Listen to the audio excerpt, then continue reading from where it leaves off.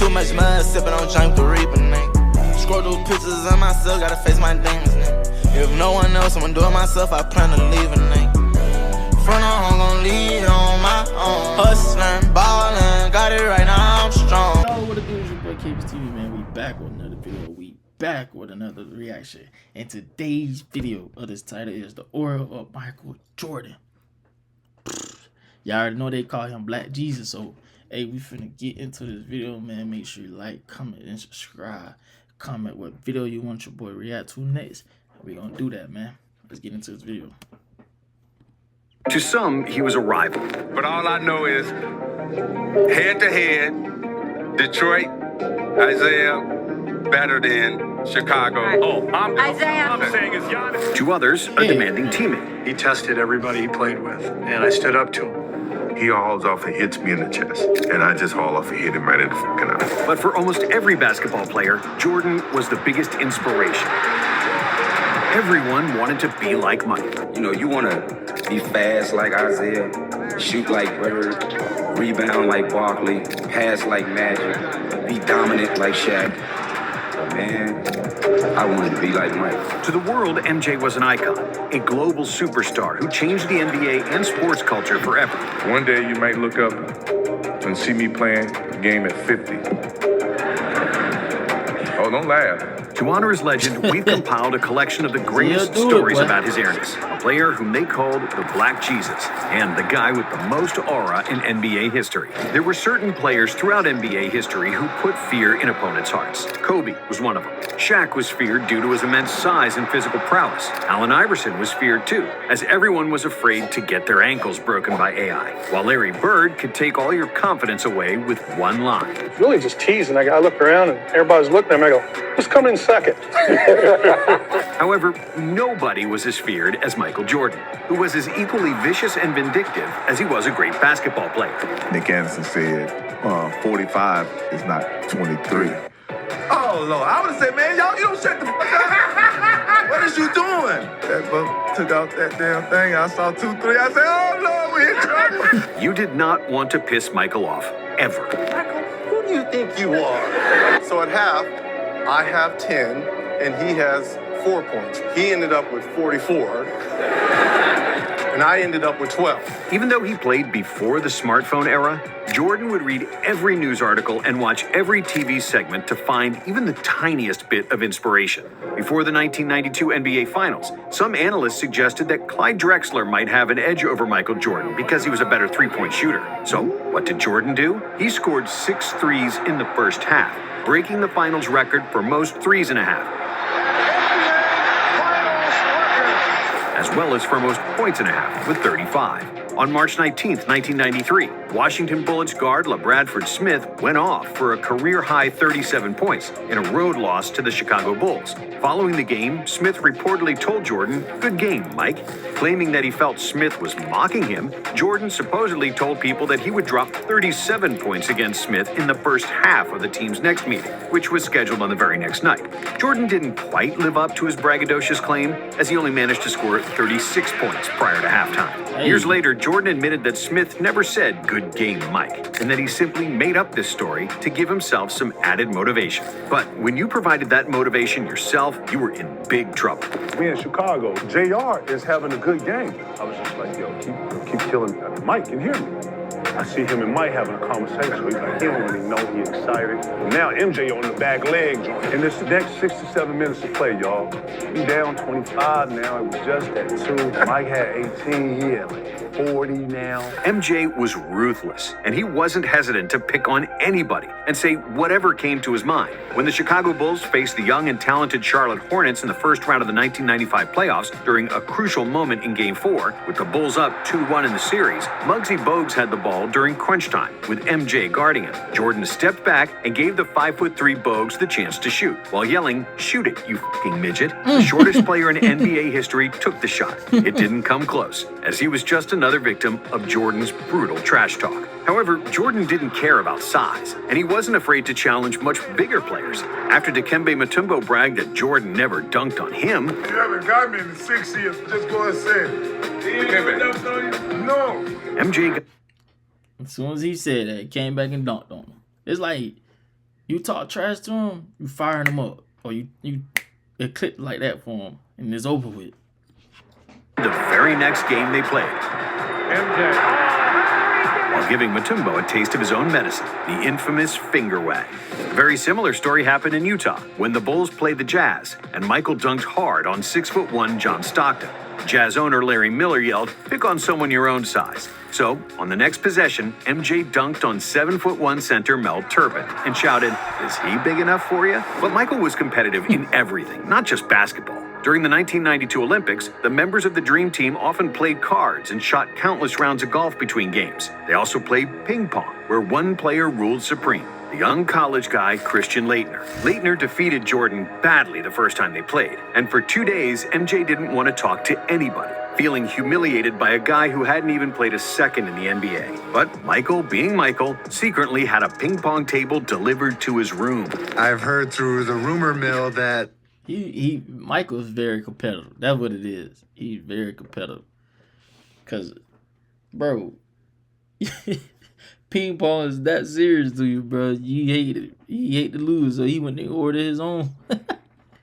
Jordan had like someone go out and buy a ping pong table and take it up to his room. Practicing maniacally for a few days until he was ready to get revenge. Nobody was safe from Jordan when it came to competition, and Michael would do anything to win. And even though he was one of the richest athletes of all time, he still never missed an opportunity to take money out of his teammates' pockets. Back in the 90s, the Chicago Bulls would entertain fans by staging virtual races between Bulls on the Jumbotron during timeouts. During one timeout, Michael Jordan bet Scottie Pippen $100 on which Bull would come in first place. The two bet on the games throughout the season, and Jordan almost always won because, unbeknownst to Scottie, Michael would take the court before the game to see the races being tested out on the Jumbotron. Michael was notoriously harsh on his teammates. And the most famous story of his ruthless competitiveness was when he punched Steve Kerr during practice. I just haul off and hit him right in the eye. However, that's just one example. Jordan also punched Will Perdue. Will set a legal pick on MJ. MJ said, "Will, don't do it again." Phil said, "Run it again." Legal pick. MJ walks up to Will. Boom! Let him up. Let him up. It was over. The next day on the plane, Will gets on the plane with a huge shiner. When the Bulls let Charles Oakley go and brought in Bill Cartwright, Jordan resented the loss of his friend and took it out on Cartwright, calling him Medical Bill and intentionally throwing impossible passes at him in practice to draw attention to what he perceived to be his bad hands. In The Last Dance, we saw how MJ talked trash to Scott Burrell. However, Burrell later defended Jordan, saying that he only used intimidation tactics to challenge his teammates. He just wanted me to be prepared for what I was going to face later on in that season. Still, some players weren't equipped to handle this kind of criticism. Kwame Brown, whom Jordan selected first overall in 2001, might be the biggest example of Jordan's ruthless approach gone awry. His hero is Jordan, his nemesis is Jordan, but his real nemesis is Oakley. I remember we sitting at the bar, and Jordan there, and Kwame is like, "Yeah, I'm gonna f him up. I'm gonna whoop his ass." And Kwame was like, he by himself. Bartender, shots, give me 5. Jordan come, "Hey, ho, what your ass over here doing, ho?" And Kwame didn't say nothing. All you see was Kwame take them, hit them shits. Boom, boom. And he was like, "Oh, you trying to get some courage, huh?" Oakley downstairs. That's all MJ said was, "Hey, ho, you trying to get some courage?"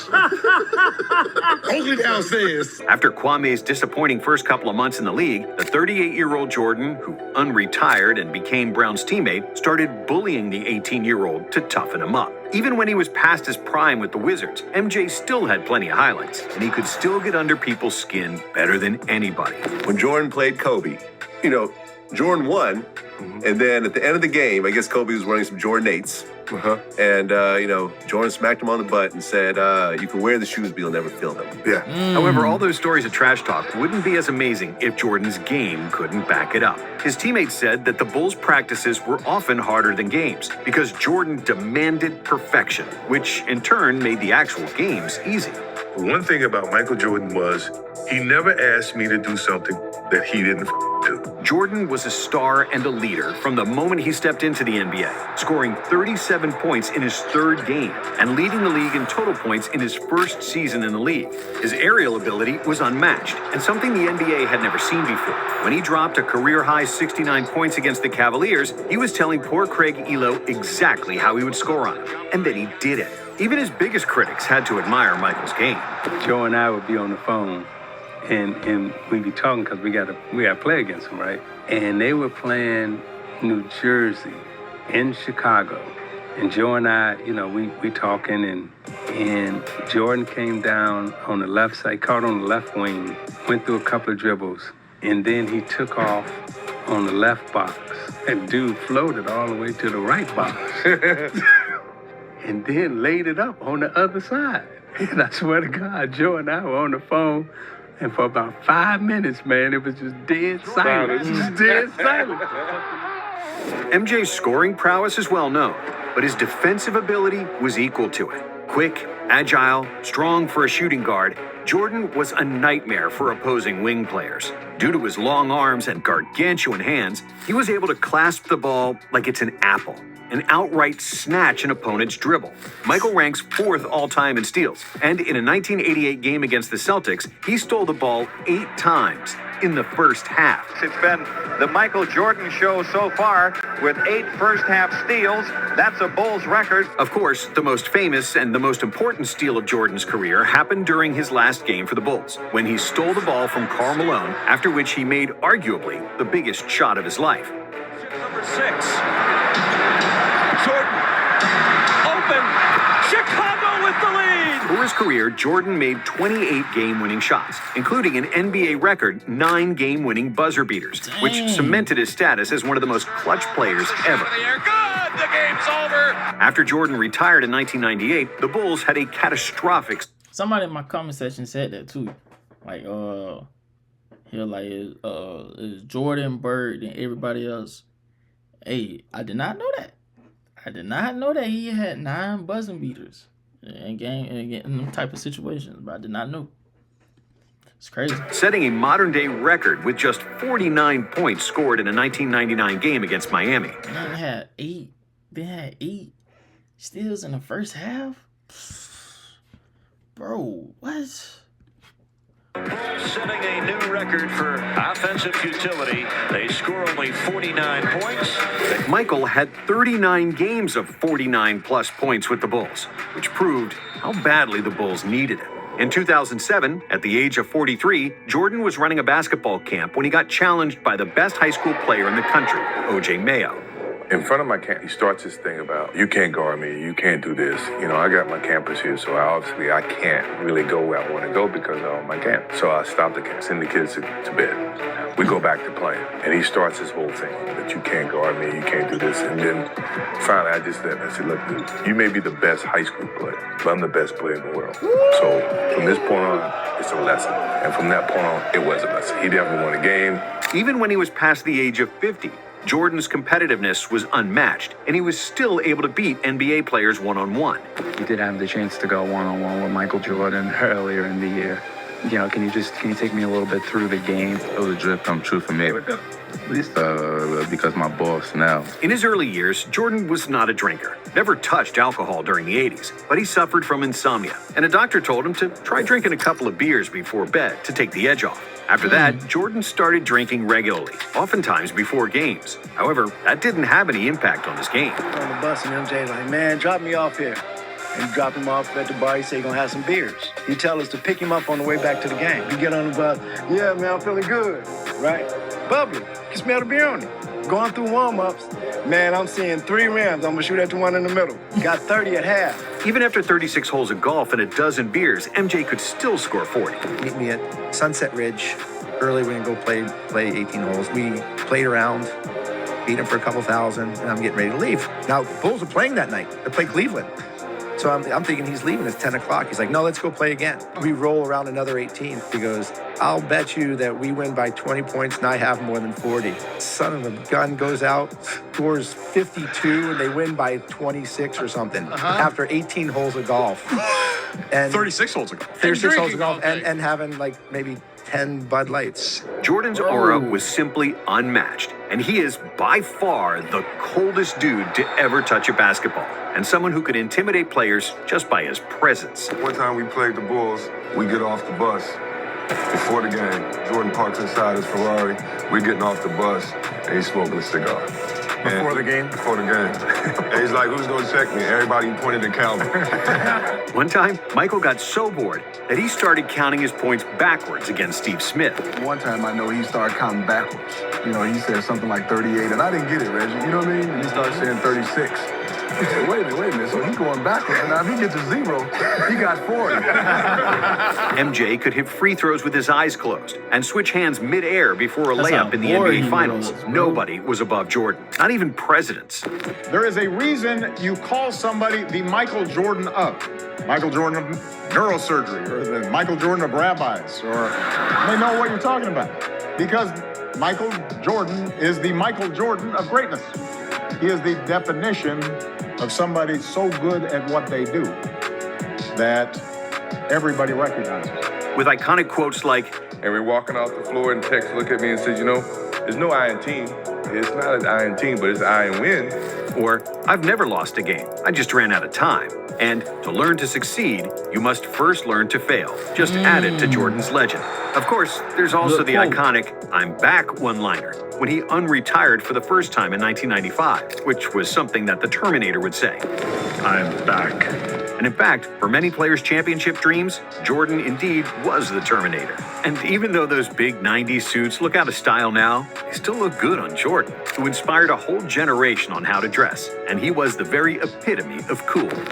But I remember, man, and I'll never forget it. He showed up to the joint. And I just remember the reaction from everybody else. All the other, 74. You know what I mean? All the other 74. And I remember the reaction from them. You know what I mean? Like, I was looking at it like, yo, this man is the man. Playing with an unmatched drive to win, a killer instinct to destroy his opponents with legendary trash talk, and a style that matched the substance, it's perfectly clear why everyone wanted to be like Mike. This man oozes confidence, and without any doubt, he is the player with the most aura in NBA history. Thank you for watching. And if you like this one, we have another video for you right here. Hey man, if you enjoyed this video, man, as much as I did, make sure to like, comment, subscribe. I always want to hear more stories about MJ, man. So it's just great to hear, bro. And if you're new to the channel, like I said, like, comment, subscribe. See y'all next video, man.